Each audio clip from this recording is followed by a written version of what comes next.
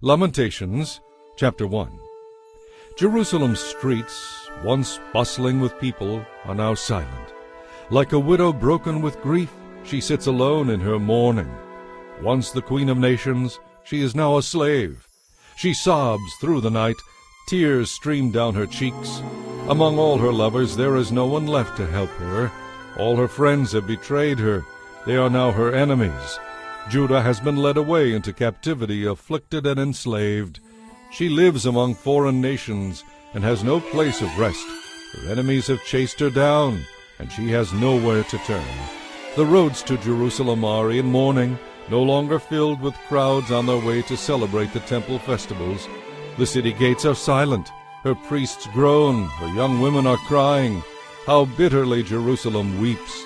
Her oppressors have become her masters, and her enemies prosper, for the Lord has punished Jerusalem for her many sins. Her children have been captured and taken away to distant lands. All the beauty and majesty of Jerusalem are gone.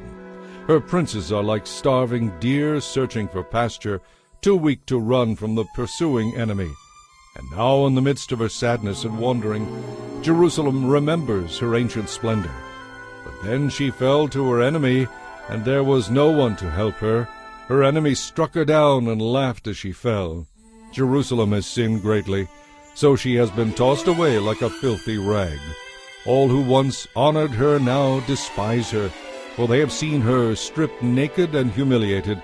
All she can do is groan and hide her face. She defiled herself with immorality, with no thought of the punishment that would follow. Now she lies in the gutter, with no one to lift her out. Lord, see my deep misery, she cries. The enemy has triumphed. The enemy has plundered her completely, taking everything precious that she owns. She has seen foreigners violate her sacred temple, the place the Lord had forbidden them to enter. Her people groan as they search for bread. They have sold their treasures for food to stay alive. O Lord, look, she mourns, and see how I am despised. Is it nothing to you, all you who pass by? Look around and see if there is any suffering like mine, which the Lord brought on me in the day of his fierce anger. He has sent fire from heaven that burns in my bones. He has placed a trap in my path and turned me back. He has made me desolate, racked with sickness all day long. He wove my sins into ropes to hitch me to a yoke of captivity. The Lord sapped my strength and gave me to my enemies. I am helpless in their hands. The Lord has treated my mighty men with contempt. At his command a great army has come to crush my young warriors. The Lord has trampled his beloved city as grapes are trampled in a winepress. For all these things I weep. Tears flow down my cheeks. No one is here to comfort me. Any who might encourage me are far away. My children have no future, for the enemy has conquered us. Jerusalem pleads for help, but no one comforts her. Regarding his people, the Lord has said, let their neighbors be their enemies. Let them be thrown away like a filthy rag. And the Lord is right, she groans, for I rebelled against him. Listen, people everywhere, look upon my anguish and despair, for my sons and daughters have been taken captive to distant lands. I begged my allies for help, but they betrayed me. My priests and leaders starved to death in the city, even as they searched for food to save their lives.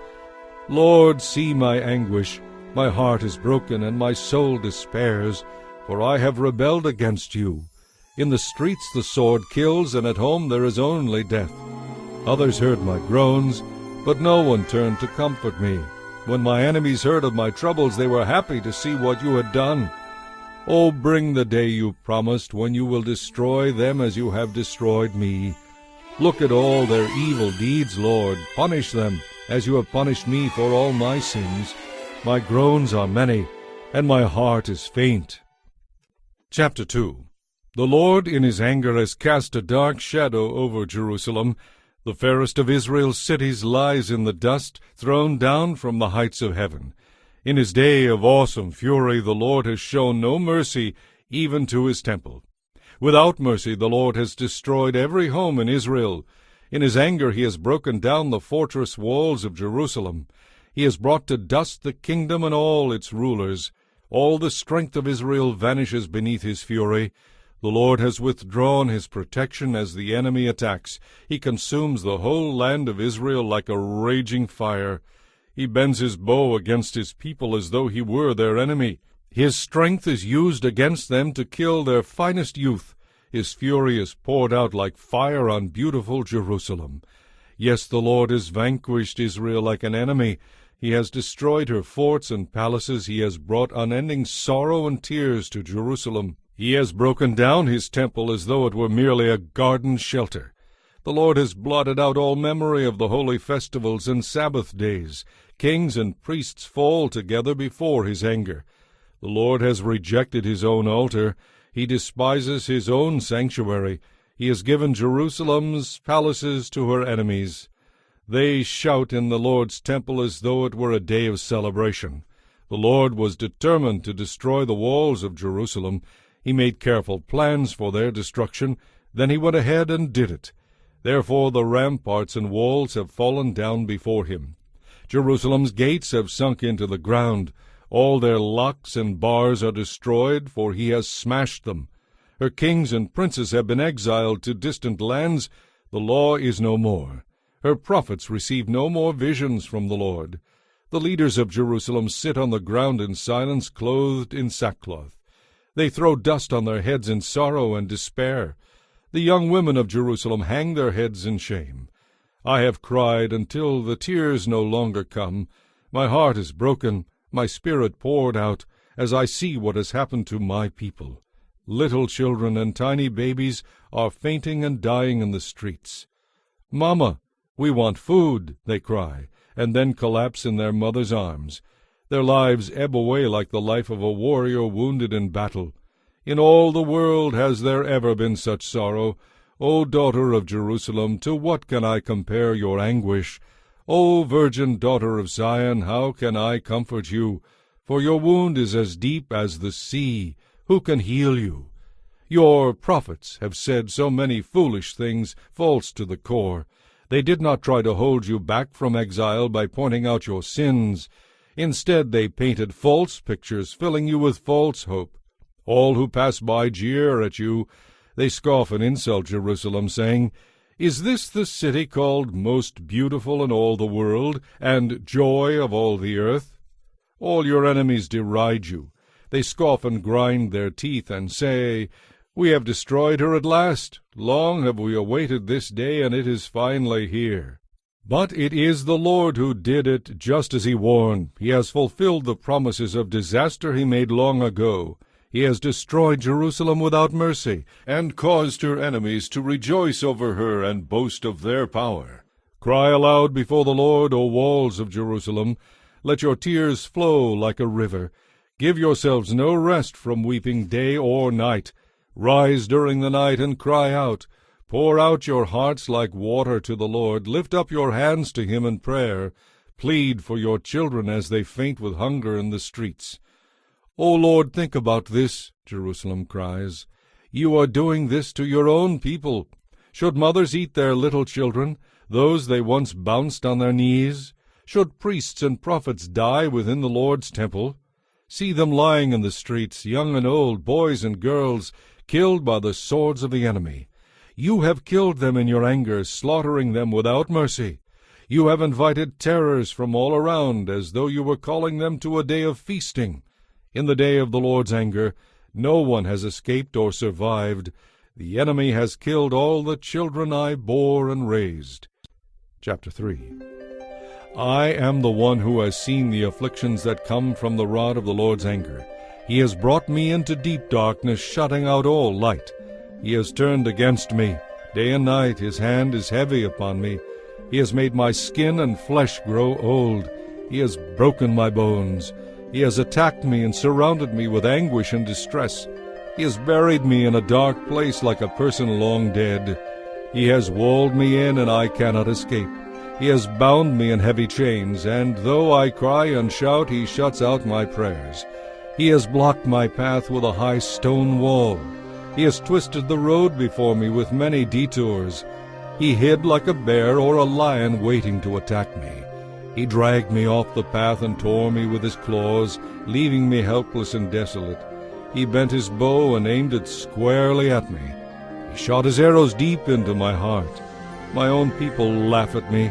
All day long they sing their mocking songs. He has filled me with bitterness. He has given me a cup of deep sorrow to drink. He has made me grind my teeth on gravel. He has rolled me in the dust. Peace has been stripped away, and I have forgotten what prosperity is. I cry out, my splendor is gone. Everything I had hoped for from the Lord is lost. The thought of my suffering and homelessness is bitter beyond words. I will never forget this awful time as I grieve over my loss. Yet I still dare to hope when I remember this. The unfailing love of the Lord never ends. By his mercies we have been kept from complete destruction. Great is his faithfulness. His mercies begin afresh each day. I say to myself, the Lord is my inheritance, therefore I will hope in him. The Lord is wonderfully good to those who wait for him and seek him. So it is good to wait quietly for salvation from the Lord, and it is good for the young to submit to the yoke of his discipline. Let them sit alone in silence beneath the Lord's demands. Let them lie face down in the dust. Then at last there is hope for them. Let them turn the other cheek to those who strike them. Let them accept the insults of their enemies. For the Lord does not abandon anyone forever. Though he brings grief, he also shows compassion according to the greatness of his unfailing love. For he does not enjoy hurting people or causing them sorrow. But the leaders of his people trampled prisoners underfoot. They deprived people of their God-given rights in defiance of the Most High. They perverted justice in the courts. Do they think the Lord didn't see it? Can anything happen without the Lord's permission? Is it not the Most High who helps one and harms another? Then why should we, mere humans, complain when we are punished for our sins? Instead, let us test and examine our ways. Let us turn again in repentance to the Lord. Let us lift our hearts and hands to God in heaven and say, we have sinned and rebelled, and you have not forgiven us. You have engulfed us with your anger, chased us down, and slaughtered us without mercy. You have hidden yourself in a cloud so our prayers cannot reach you. You have discarded us as refuse and garbage among the nations. All our enemies have spoken out against us. We are filled with fear, for we are trapped, desolate and ruined. Streams of tears flow from my eyes because of the destruction of my people. My tears flow down endlessly. They will not stop until the Lord looks down from heaven and sees. My heart is breaking over the fate of all the women of Jerusalem. My enemies, whom I have never harmed, chased me like a bird. They threw me into a pit and dropped stones on me. The water flowed above my head, and I cried out, this is the end. But I called on your name, Lord, from deep within the well, and you heard me. You listened to my pleading, you heard my weeping. Yes, you came at my despairing cry and told me, do not fear. Lord, you are my lawyer. Plead my case, for you have redeemed my life. You have seen the wrong they have done to me, Lord. Be my judge and prove me right. You have seen the plots my enemies have laid against me. Lord, you have heard the vile names they call me. You know all about the plans they have made, the plots my enemies whisper and mutter against me all day long. Look at them. In all their activities they constantly mock me with their songs. Pay them back, Lord, for all the evil they have done. Give them hard and stubborn hearts, and then let your curse fall upon them. Chase them down in your anger, destroying them from beneath the Lord's heavens. Chapter 4. How the gold has lost its luster, even the finest gold has become dull. The sacred gemstones lie scattered in the streets. See how the precious children of Jerusalem, worth their weight in gold, are now treated like pots of clay. Even the jackals feed their young, but not my people Israel. They ignore their children's cries like the ostriches of the desert. The parched tongues of their little ones stick with thirst to the roofs of their mouths. The children cry for bread, but no one has any to give them. The people who once ate only the richest foods now beg in the streets for anything they can get. Those who once lived in palaces now search the garbage pits for food. The guilt of my people is greater than that of Sodom, where utter disaster struck in a moment with no one to help them. Our princes were once glowing with health. They were as clean as snow and as elegant as jewels, but now their faces are blacker than soot. No one even recognizes them. Their skin sticks to their bones. It is as dry and hard as wood. Those killed by the sword are far better off than those who die of hunger, wasting away for want of food. Tender-hearted women have cooked their own children and eaten them in order to survive the siege. But now the anger of the Lord is satisfied. His fiercest anger has now been poured out. He started a fire in Jerusalem that burned the city to its foundations. Not a king in all the earth, no one in all the world, would have believed an enemy could march through the gates of Jerusalem. Yet it happened because of the sins of her prophets and priests, who defiled the city by shedding innocent blood. They wandered blindly through the streets, so defiled by blood that no one dared to touch them. "Get away!" the people shouted at them. "You are defiled, don't touch us!" So they fled to distant lands and wandered there among foreign nations, but none would let them stay. The Lord himself has scattered them, and he no longer helps them. The priests and leaders are no longer honored and respected. We looked in vain for our allies to come and save us, but we were looking to nations that could offer no help at all. We couldn't go into the streets without danger to our lives.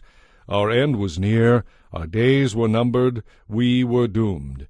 Our enemies were swifter than the eagles. If we fled to the mountains, they found us. If we hid in the wilderness, they were waiting for us there. Our king, the Lord's anointed, the very life of our nation, was caught in their snares. We had foolishly boasted that under his protection we could hold our own against any nation on earth. Are you rejoicing in the land of Uz, O people of Edom? But you too must drink from the cup of the Lord's anger. You too will be stripped naked in your drunkenness. O Jerusalem, your punishment will end. You will soon return from exile. But Edom, your punishment is just beginning. Soon your many sins will be revealed. Chapter 5. Lord, remember everything that has happened to us. See all the sorrows we bear. Our inheritance has been turned over to strangers, our homes to foreigners. We are orphaned and fatherless. Our mothers are widowed. We have to pay for water to drink, and even firewood is expensive. Those who pursue us are at our heels. We are exhausted, but are given no rest. We submitted to Egypt and Assyria to get enough food to survive. It was our ancestors who sinned, but they died before the hand of judgment fell. We have suffered the punishment they deserved. Slaves have now become our masters. There is no one left to rescue us. We must hunt for food in the wilderness at the risk of our lives. Because of the famine, our skin has been blackened as though baked in an oven. Our enemies rape the women and young girls in Jerusalem and throughout the towns of Judah. Our princes are being hanged by their thumbs, and the old men are treated with contempt. The young men are led away to work at millstones, and the children stagger under heavy loads of wood. The old men no longer sit in the city gates. The young men no longer dance and sing. The joy of our hearts has ended. Our dancing has turned to mourning. The garlands have fallen from our heads. Disaster has fallen upon us because we have sinned.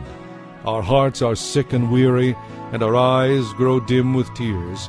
For Jerusalem is empty and desolate, a place haunted by jackals. But Lord, you remain the same forever. Your throne continues from generation to generation. Why do you continue to forget us? Why have you forsaken us for so long? Restore us, O Lord, and bring us back to you again. Give us back the joys we once had. Or have you utterly rejected us? Are you angry with us still?